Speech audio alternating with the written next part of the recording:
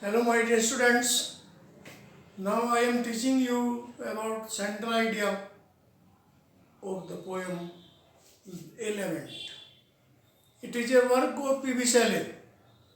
यानी P.B. Shelley हो चाहे कोई और पोएट हो, अधिकतर जैसे मैं बताता हूँ कि या तो पोएट अपने बारे में लिखते हैं या फिर कोई सांसारिक बातें लिखते हैं या कोई उपदेश की बातें लिखते हैं।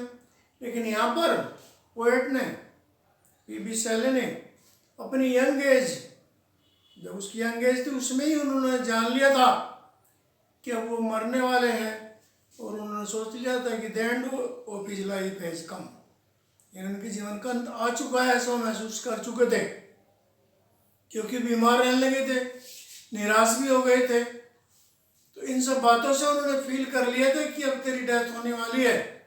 तो यहाँ पर ये लेमेंट माने दुख, यानी अपना दुख व्यक्त करने के लिए अपनी डेथ से कुछ समय पहले P.B. शैले ने अपने विचार लिखे थे। तो इसी के बारे में आपको बता रहा हूं। सेंट्रल आइडिया एलिमेंट, पोएट कौन अभी बताया, P.B. शैले। तो the poem is a very beautiful work of P.B. Shelley. जैसे हम लिखते हैं शुरू में, the poem is a work of, poet का नाम एक लाइन बन जाती है हमारी वैसे। P.B. शैले क्या थे, ही हैड फेल्ट, उन्होंने अनुभव कर लिया था, that is the end of his life had come, क्या अनुभव कर लिया था कि उनके जीवन का अंत आ चुका है। ही वॉज यंग, वह युवा थे क्योंकि 29 एज में उनकी डेथ हो गई थी केवल।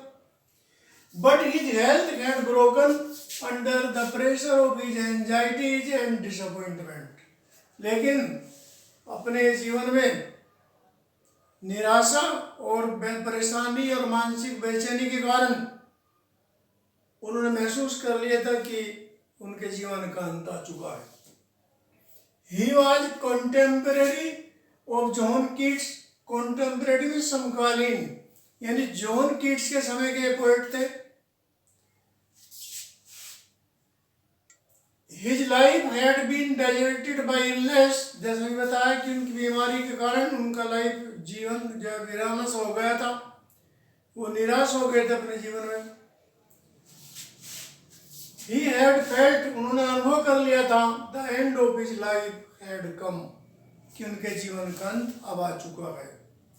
He felt, उन्होंने अनुभव किया उन्होंने इस बात को, that night of his day like life had come, यानी जैसे शुरुआत सवेरे से होती है, शाम को अंत हो जाता, रात होती है, तो इसी तरह से यहाँ पर पोएट अपनी लाइफ की तुलना कर रहे हैं दिन से, और नाइट जो आने वाली है उसका मतलब डेथ से है।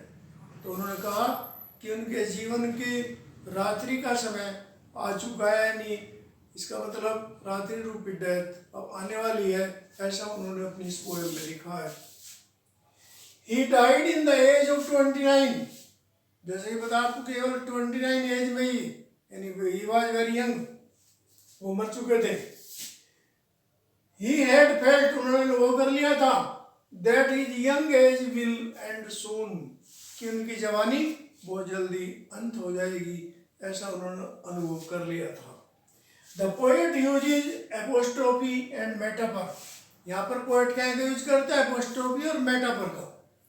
The poem has music of his feelings, poem में क्या है, पोएट की फीलिंग्स का संगीत है, यानी उनकी भावनाओं का संगीत है।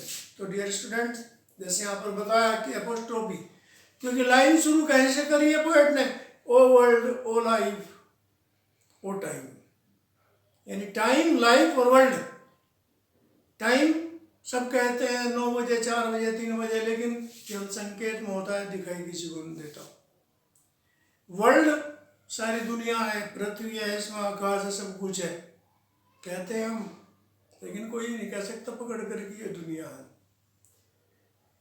तो ये सब चीजें, लाइफ, हम क्या कहते हैं कि मेरी लाइफ इतनी लंबी रही, उसकी लाइफ इस तरह की रही, सब रहा, लेकिन लाइफ पकड़ी नहीं जा सकती, फीलिंग की जा सकती है।